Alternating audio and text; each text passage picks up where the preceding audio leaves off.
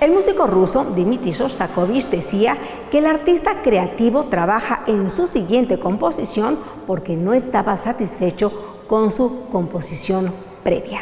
Soy Mariana Domínguez y en Obertura nos complace presentar en concierto desde San Pedro Museo de Arte a la Orquesta Sinfónica del Estado de Puebla. En esta ocasión, la OSEP tocará la música de Camille Saint-Saëns, Edward Elgar y Dmitri Shostakovich. Bienvenidos.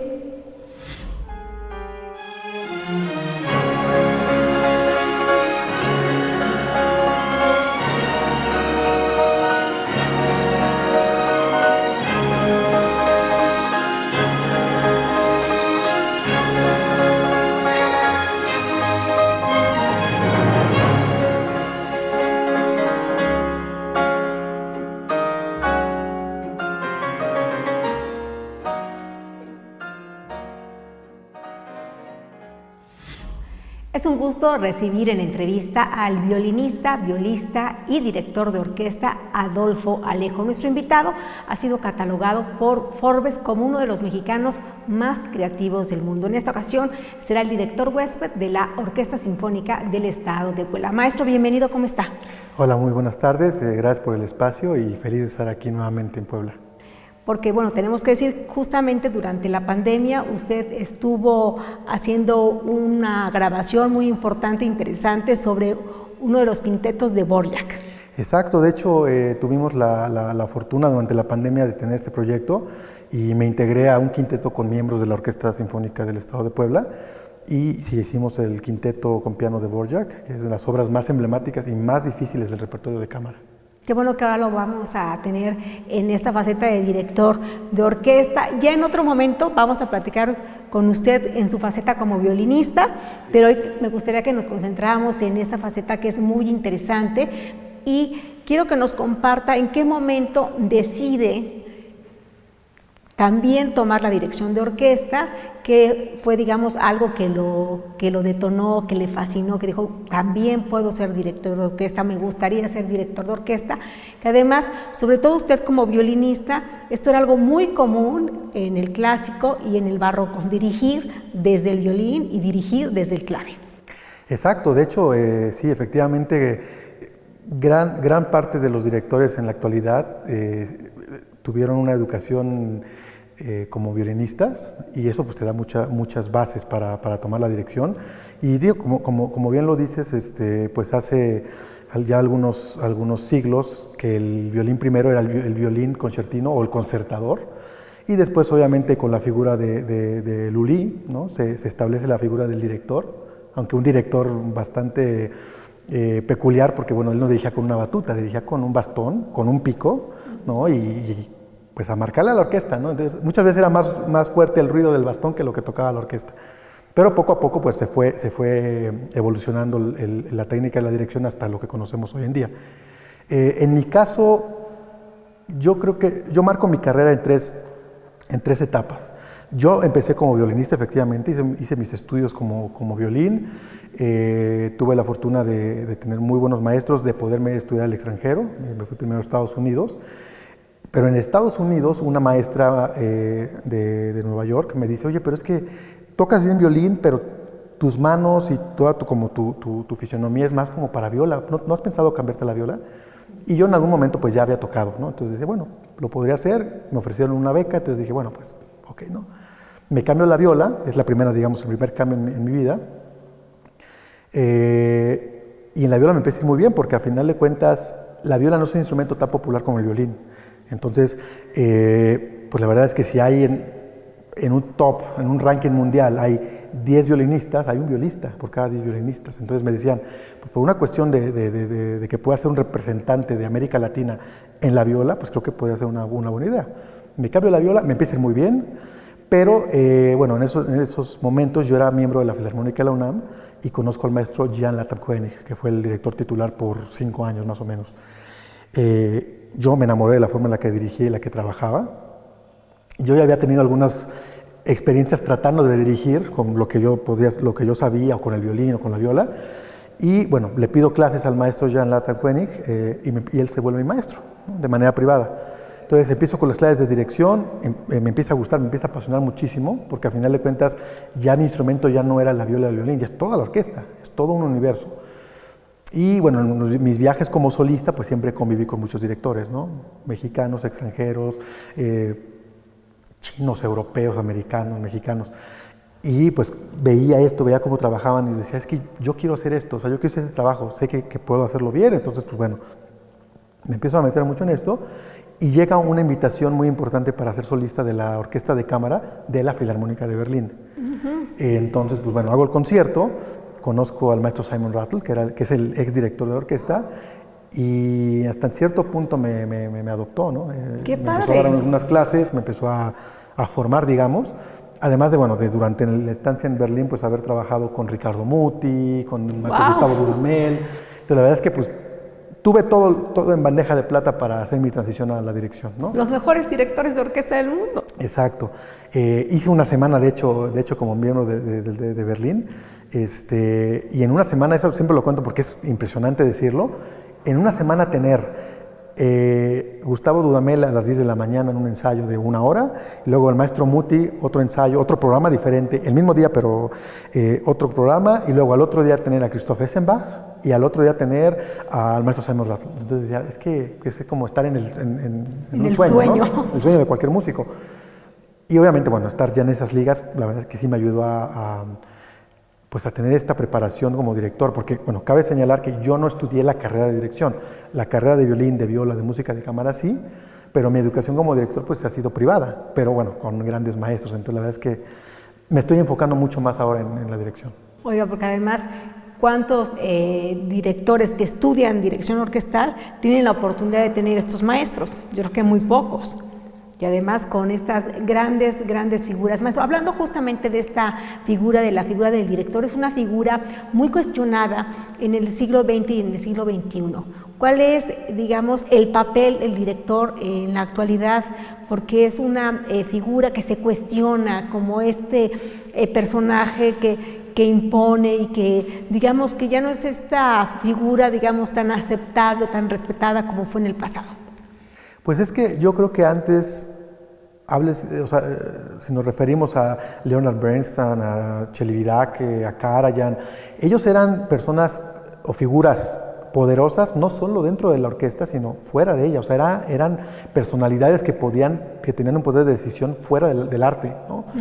Y pues obviamente eso siempre lo conocemos. Un director tiene que ser empresario, psicólogo, papá, hermano, confidente, ¿no? Pero hoy en día ha habido una transición y se ha adelgazado, digamos, el poder que tiene un director para bien. La figura de un director tirano que es como el todopoderoso que decide todo ya pasó, ¿no? Yo soy, de hecho, yo antes de decir como director, digo siempre como músico, yo agradezco este cambio en la figura del director.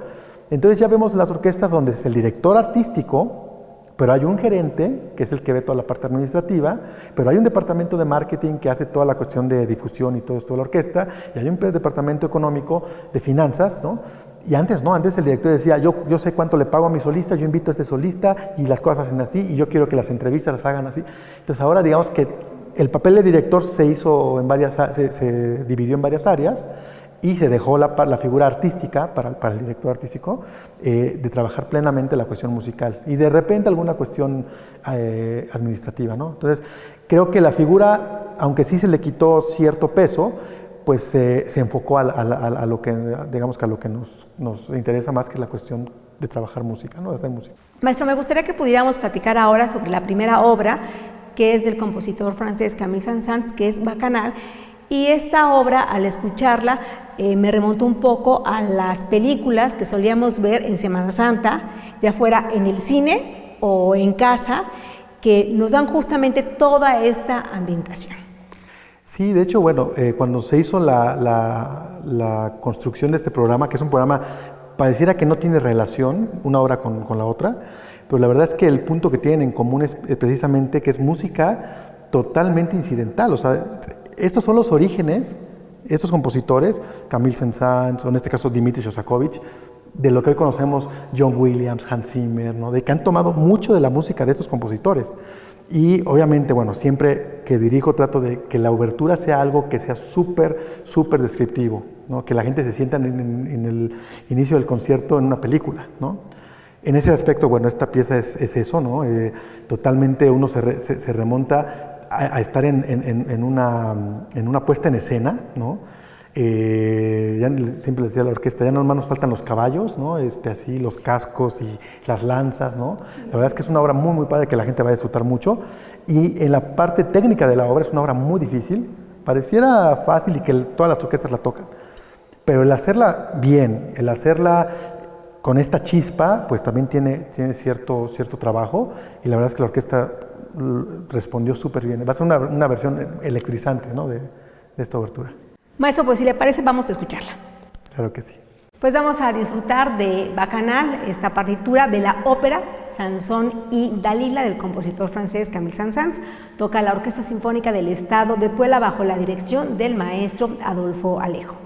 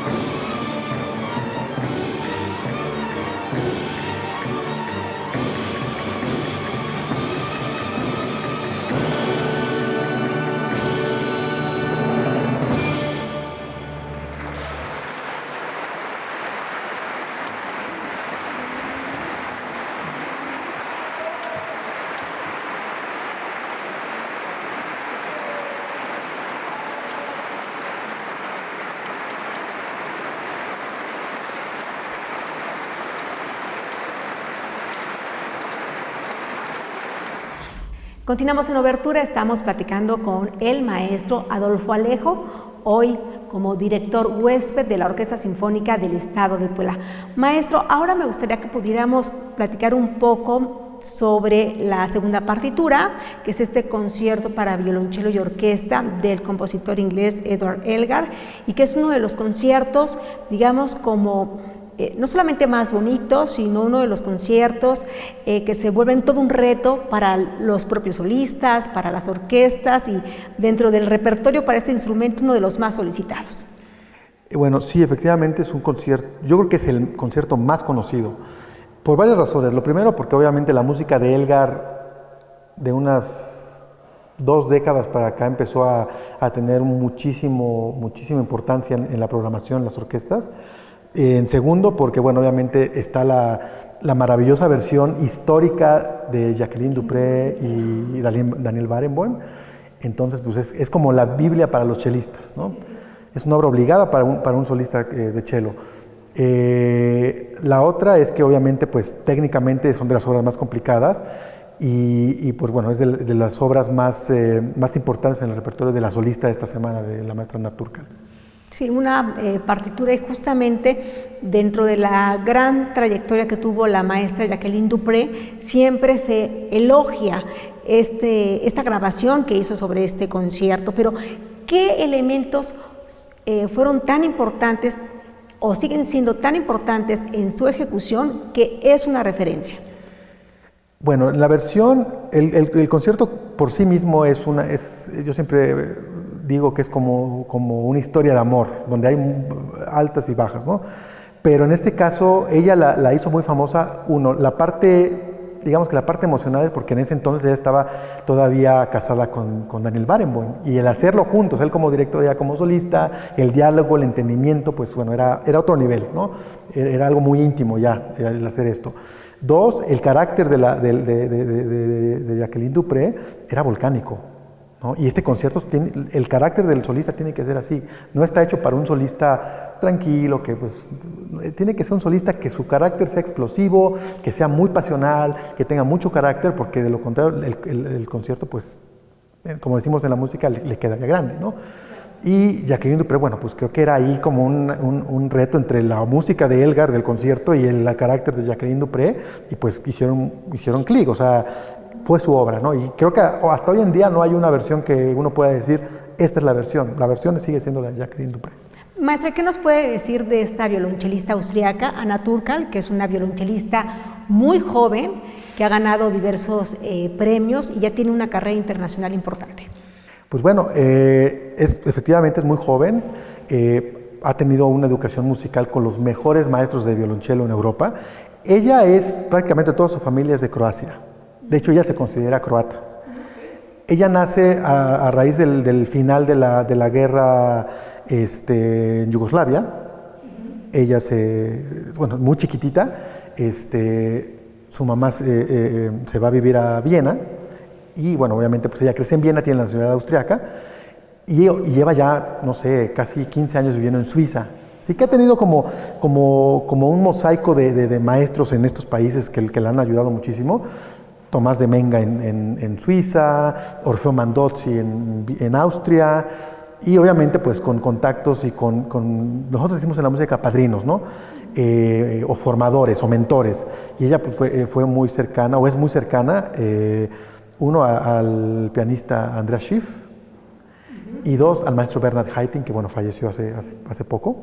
Entonces, pues la educación musical que tiene es impresionante. Eso como estudiante. Ahora, como solista ya actual, pues está considerada una de las jóvenes chelistas que van a acaparar pues, las temporadas de las orquestas importantes, ¿no? Ya lo ha estado haciendo, y una de las cosas que yo disfruto mucho en hacer música con ella es precisamente esto que comentábamos en el concierto de cello de Elgar, este fuego para tocar, ¿no? Y otra cosa que también me gusta mucho es el tocar bien y el proyectar a la gente emociones. No tiene nada que ver con posar. Yo soy un poco, y siempre lo digo, soy un poco enemigo de los solistas y de los directores que posan y que ponen la figura y que la cara de sufrimiento, ¿no? La verdad es que la música en sí misma, el mismo Rubinstein lo decía, la música por sí misma te externa, ¿no? Algo, no tienes que actuar, no somos actores, somos músicos. Y en este caso la maestra es eso, ella se sienta y desde la primera nota que produce, ya te está proyectando esto, ¿no? No se está moviendo, no está posando, y la gente que venga al concierto se va a dar cuenta de todo esto, esta energía. Es una energía contenida, cuando uno no está moviéndose, una energía contenida que está proyectando la gente. Lo decían mucho con Heifetz. Y lo que se siente en el escenario y la gente en el público es como un tornado. Okay. Es algo energético muy, muy fuerte. Y la verdad es que Ana lo hace muy bien y la gente va a disfrutar muchísimo el tener un chelista de este nivel, que es poco común, ¿no? En México, a nivel mundial, porque no hay muchos chelistas, pero tener un chelista de este nivel en México, la verdad es que es un placer. Que además este concierto empieza de una manera, digamos, un tanto diferente, a diferencia de otros conciertos, no solamente para violonchelo, sino para otros instrumentos, donde generalmente tenemos una introducción por parte de la orquesta y después viene el solista. Aquí es el solista el que se presenta. Exacto, ¿no? Y de hecho esa es otra cosa que tienen las tres obras en común. Ninguna empieza como tiene que empezar. Una obertura siempre empieza los metales, tan, tan, tan, tan, tan, ¿no? Y este empieza, el solo del oboe, ¿no? Muy diferente a lo común. El concierto de cello, efectivamente no hay un tutti de orquesta, empieza con un acorde del cello.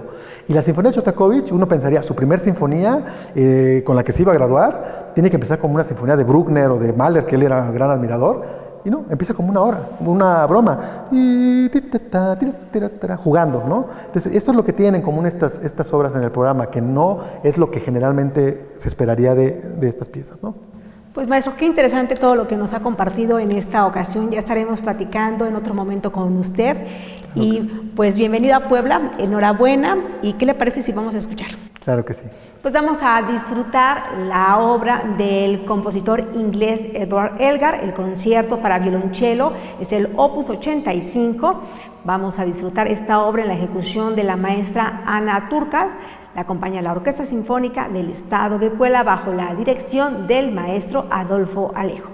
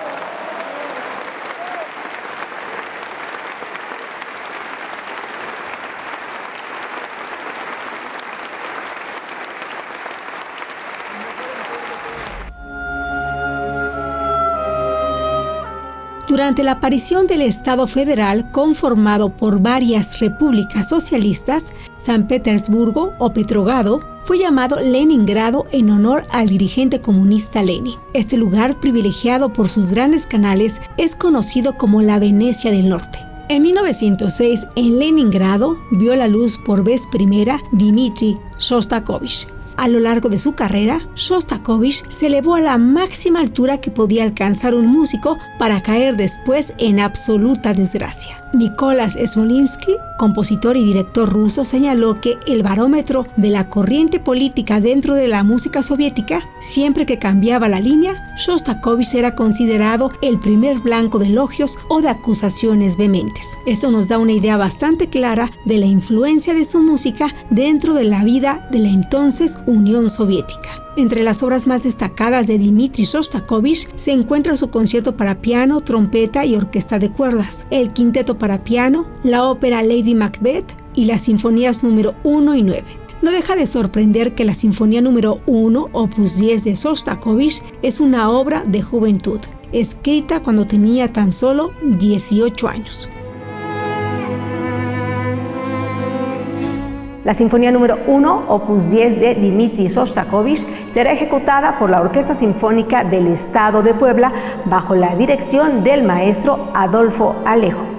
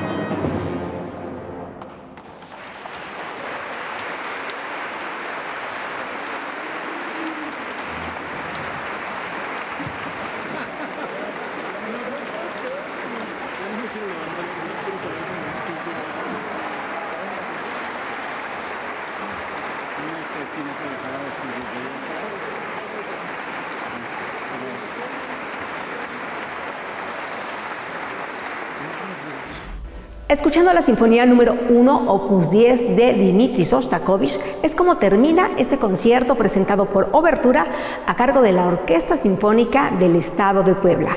Soy Mariana Domínguez y les recuerdo que la música también se ve a través de SET Televisión.